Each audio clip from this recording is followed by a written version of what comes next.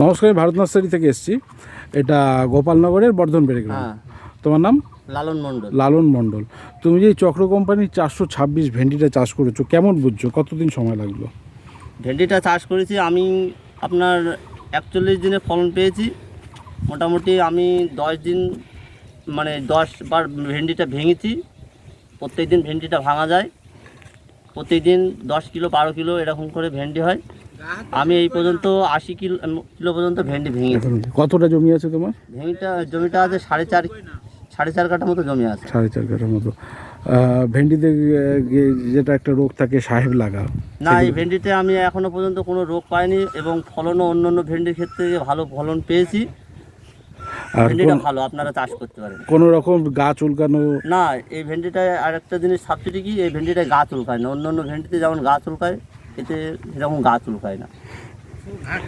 ধন্যবাদ।